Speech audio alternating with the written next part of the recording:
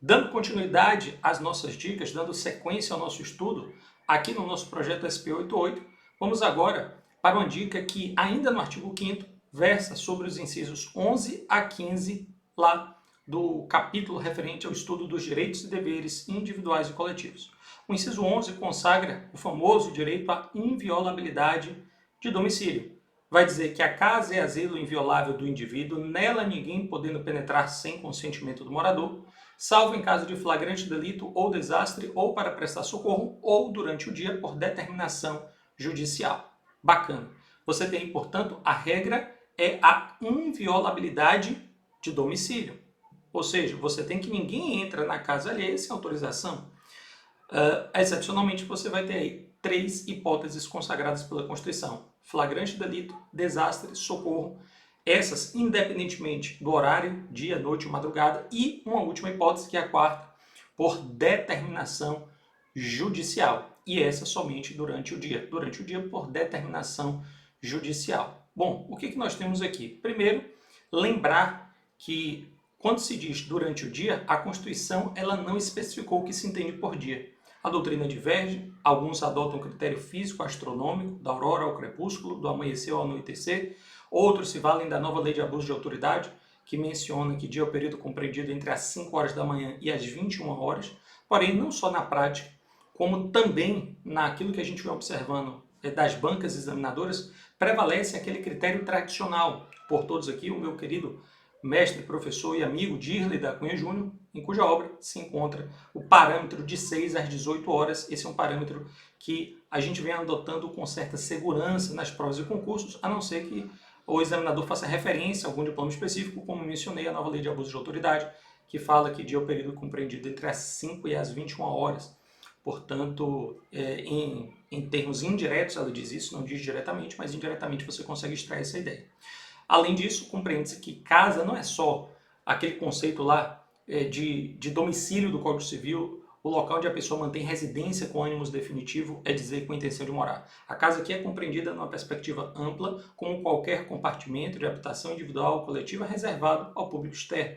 Então, quartos de hotel, quartos de motel, escritórios profissionais, consultórios médico-odontológicos, de um modo geral, também podem se enquadrar no conceito de casa, eventualmente até embarcações, que a pessoa esteja ali eventualmente residindo, passando muito tempo, pode naturalmente se enquadrar nesse conceito de casa. Ou então um trailer, a pessoa está rodando o mundo em um trailer, um veículo que funciona ao mesmo tempo como casa e como meio de transporte. Naturalmente, o caso concreto vai poder dar esse direcionamento, e a jurisprudência já se manifestou também nesse sentido em relação a casos específicos, que, repito, devem ser analisados à luz de cada situação concreta. Bacana?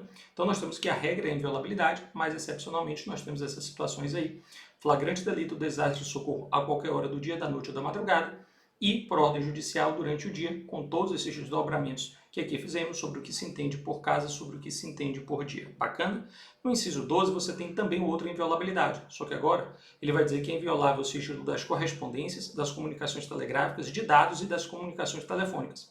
Ressalvado o último caso, ou seja, salvo o último caso, no caso das comunicações telefônicas, por ordem judicial, nas hipóteses e na forma que a lei estabelecer, e para fins de investigação criminal ou instrução processual penal. Então, cuidado, não é determinação policial, é ordem judicial. Além disso, é na forma da lei. Que lei é essa, Eden? 9296 de 96, a própria lei das interceptações telefônicas. E o objetivo, a finalidade, para fins de investigação criminal ou instrução processual penal. É claro que lá na lei específica você vai ter os requisitos mais específicos ainda, mas para fins de Constituição em direito constitucional vale a compreensão do inciso 12, que ressalva, em último caso, ou seja, no caso das comunicações telefônicas, de maneira expressa, somente essa hipótese.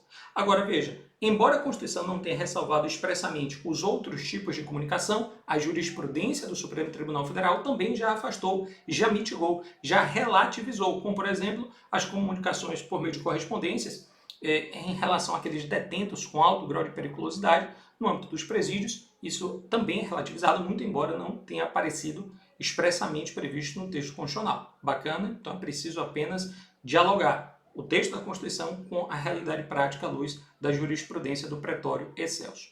O inciso 13 vai consagrar a liberdade de profissão, a liberdade do exercício profissional. Ele vai dizer que é livre o exercício de qualquer trabalho, ofício ou profissão, atendidas as qualificações que a lei estabelecer. É uma norma de eficácia contida, redutível, restringível na expressão doutrinária, ou ainda norma de eficácia prospectiva na lição da professora Maria Helena Diniz. É aquela norma que, desde a sua promulgação e entrada em vigor, está apta a produzir os seus efeitos, porém, que pode ter o seu campo de abrangência reduzido, daí a ideia de redutível, ou restringido, daí a ideia de restringível, por outras normas, sejam elas normas da própria Constituição ou até normas infraconstitucionais. Então, a pergunta que cai sobre liberdade profissional é essa: qual a que mais cai? Qual é a eficácia dessa norma, a norma de eficácia contida? Porque, em regra, com o bacharelado você exerce a profissão, vírgula, salvo algumas outras que exigem qualificações especiais previstas em lei. Veja, uma reserva legal não pode um decreto, uma instrução normativa, uma portaria, tem que ser uma lei. O direito é preciso ser aprovado em um exame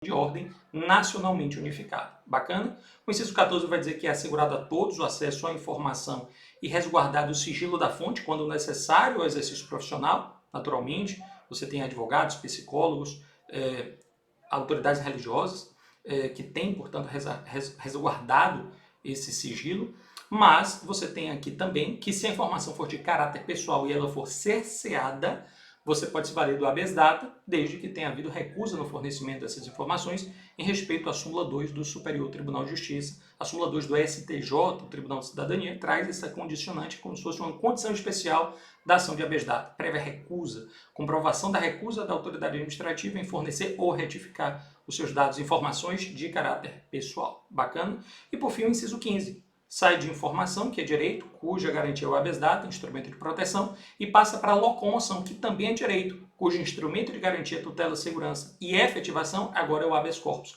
E ele vai dizer que é livre a locomoção no território nacional em tempos de paz, podendo qualquer pessoa aqui entrar, permanecer ou daqui sair com seus bens. Eu já vi que é em prova que é esse inciso que garante o chamado livre trânsito de pessoas e bens. Por que de pessoas e bens? Porque as pessoas aqui podem entrar, permanecer e daqui sair com seus bens, portanto, livre trânsito de pessoas e bens. Agora, cuidado, se a questão disser em qualquer tempo, aí fica errado. Por quê? Porque é somente em tempos de paz.